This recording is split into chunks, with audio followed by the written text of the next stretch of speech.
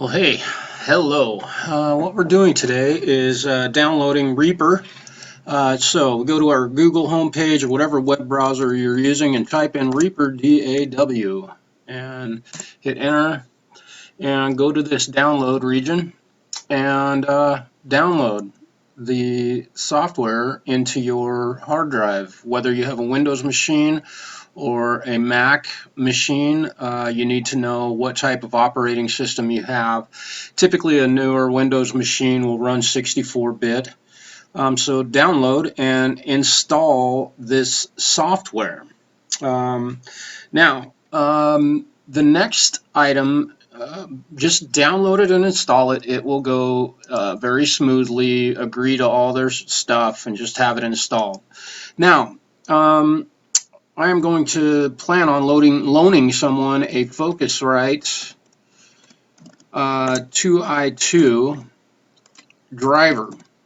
I'm sorry, a Focusrite 2i2 interface that's going to allow you to plug a microphone into your computer and record it. It changes that analog microphone into a digital set of ones and zeros that your computer can record. It's been done for decades. So do a search, Focusrite 2i2 driver. You must download and install. Let's see, customer, down portal, Focusrite. You go to pick your brand, it's Focusrite. Pick your product by type. It is red, let's see, Scarlett 2i2, probably a second generation. Yes, it's going to be a second generation. And you click on this software and download the driver for that. Download and install it. Just download it and install it on your hard drive. Okay, so ultimately that's all you need to do, and you don't need to have the Focusrite plugged in USB into your laptop at the time of installing the driver for it. However, you can, and that's just fine. So we've got that stuff all worked out. We've downloaded Reaper, we've installed our ASIO or our Scarlett 2i2 driver into our machine. Now, once we've installed Reaper, we're going to open up Reaper, and your screen is going to look very similar to this, where the play controls are here. The play and record buttons. This is a loop button, stop, pause, blah, blah, blah. And obviously we don't have any tracks. This is where your tracks will be assigned. Now, what we need to do first in here is go up to the options menu. Your menu up here on the top is going to look different. I have extensions, which is an extra plugin that I've installed in my Reaper so that I can control other stuff. That's not important. Go to options, preferences, and this window will pop up. And what you want to do is go down to under audio, click on device, and you will get this type of window. It may look slightly different initially, but in your audio system, select ASIO. I call it ASIO. Okay, select that. ASIO driver, what you'll do is you'll open up this, and mine happens to be the Focusrite USB ASIO. You should have the same exact driver in that list. It'll show up. So select that.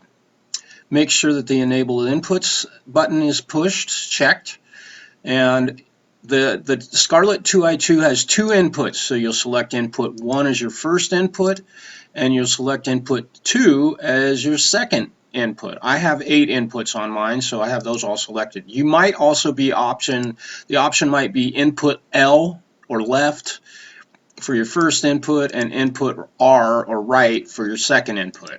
Regardless, it doesn't matter. Output range, output 1 or L, and then for the first note or the first selection, and then the last would be output 2 or R. Now, I ask that you click on the ASIO configuration, and select, if it offers you the option, you'll see a sample rate. Mine is set at 4,800 or 48,000. You can select that. That's a higher bit rate or sample rate for better quality of recording, but you can go 44.1 if you choose. My default setting is 48,000. Buffer size needs to be at 256 or below. If it's up at 512, move that down at least to 256. This buffer size, and they may call it other things in your menu, given that you're running a 2i2, but you want this number at 256 or below. What this does is it shortens any latency that you'll have. So when you speak into your microphone, you're not hearing your voice a second or a half a second or a quarter second after you say that. And this number should be at 256 or below. Mine is usually set at 256 and I have almost zero latency. It's unnoticeable. Select that. Close that window. Click on apply. If that option is available, definitely click on apply. If you don't, you'll have to go up and redo this. Click OK, and your screen goes blank. Right, okay. So now what we want to do is go to Options and go down to Themes and select Default. If it's already selected, that's fine. Just select it, and that window will appear or disappear. Now go back to Options and go to Themes and select this beautiful button right here, the Theme Adjuster, and this window will open. Now, this configuration of buttons is how I have mine configured, and I ask that if you have a hide button selected on one of these things anywhere, go ahead and deselect them and set this window up in the exact manner that mine is. This red hide, always hide, labels of values, hide that, meter values in the same place on this chart. Deselect all of them that are hidden, and what that's going to do is that your tracks are going to look exactly like mine do when I open up a track in this folder.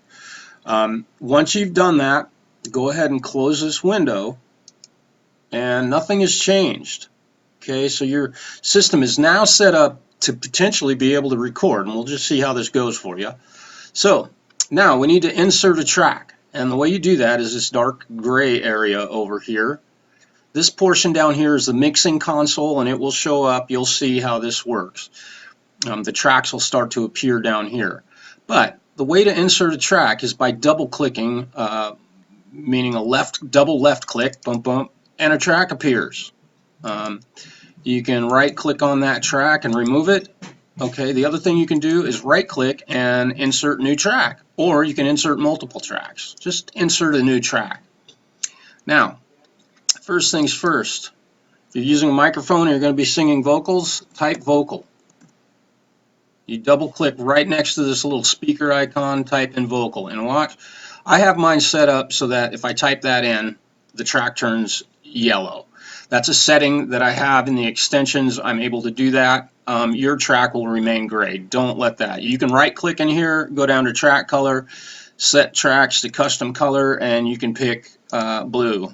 And hit OK, and now my track's blue. You can go down to, this is really important because you can really have a nice appearance, and you can tell your vocal track from, let's say, we'll insert another guitar, and I'll type in guitar here,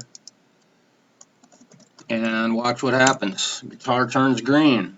Okay, so something you can do. I'm going to remove that.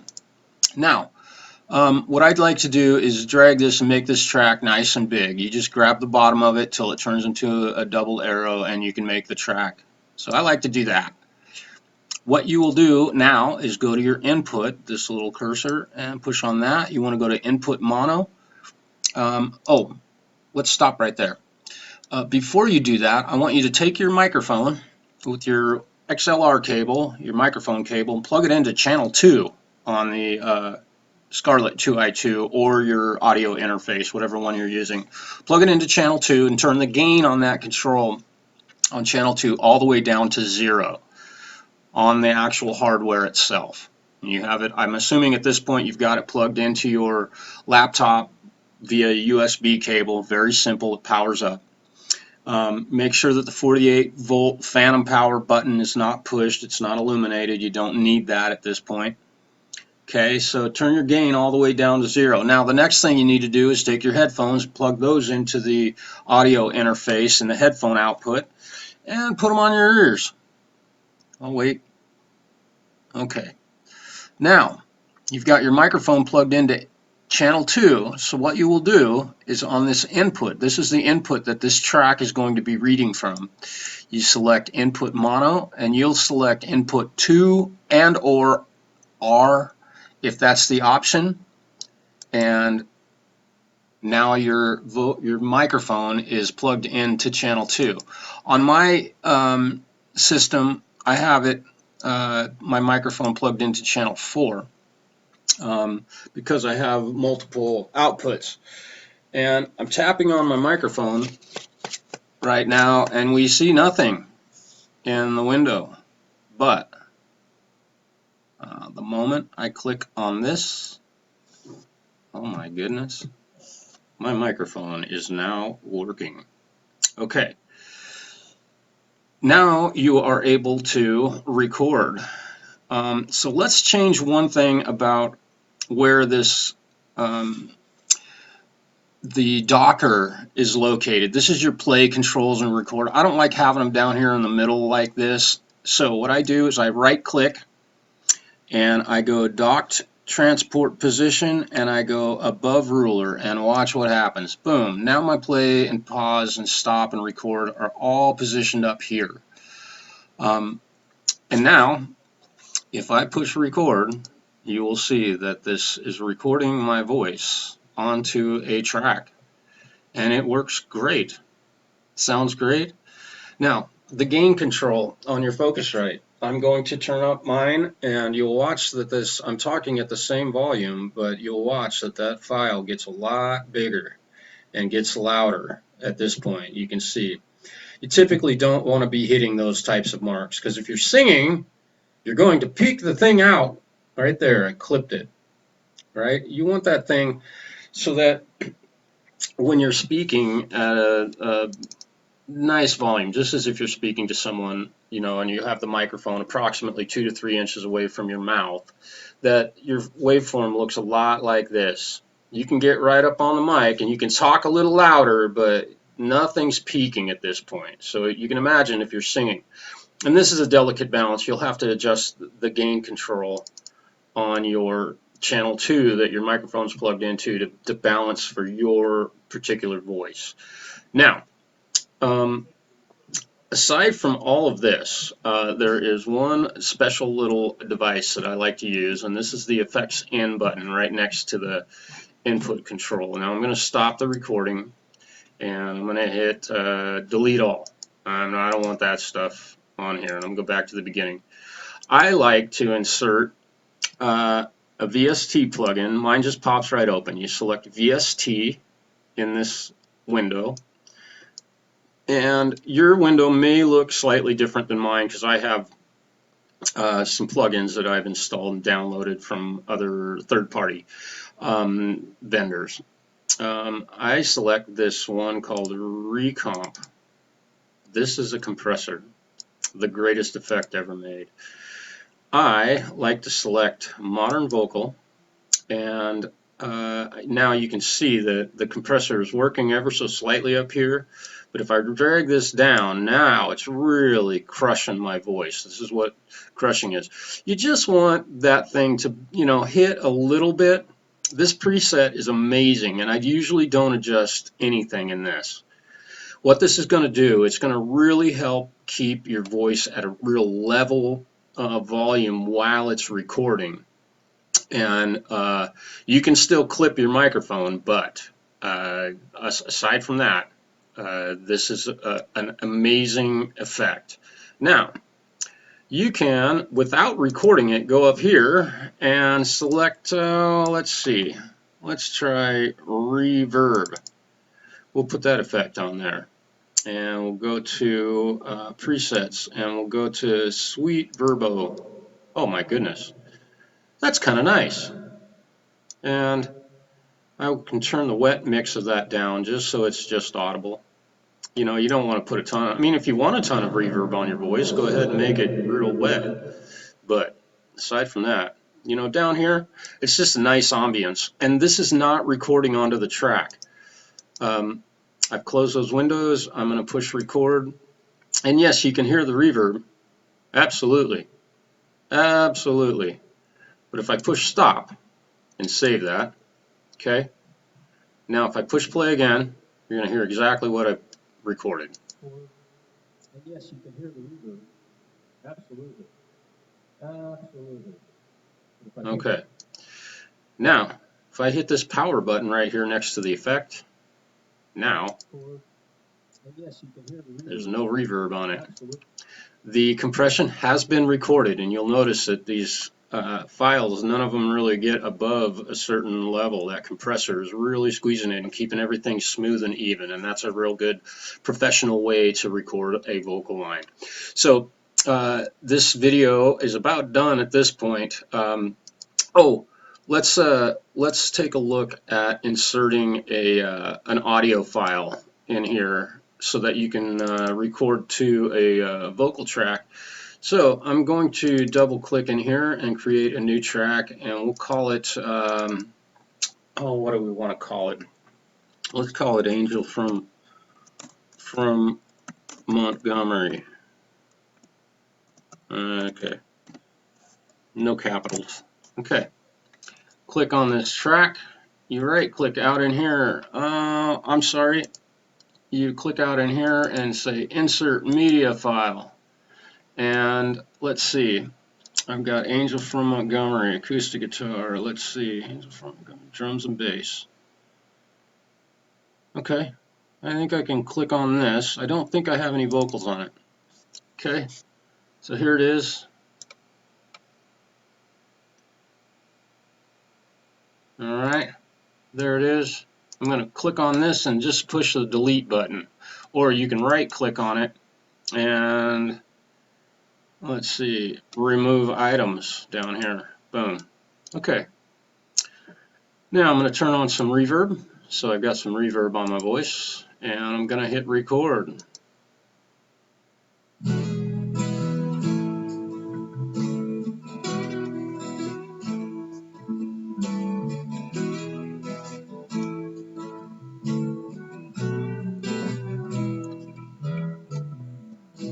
I am an old woman named after my mother.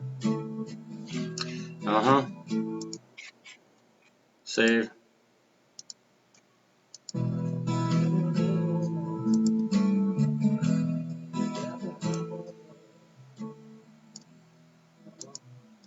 This, okay. This turns the volume of your backing track up and down, and you also have that down here. It's just like a fader, like a mixing board. So you can listen to this. So the vocals are way quieter. Turn them up a little bit. Let's listen again. Oh, I love the lovely vocals. So that's about how hard it is to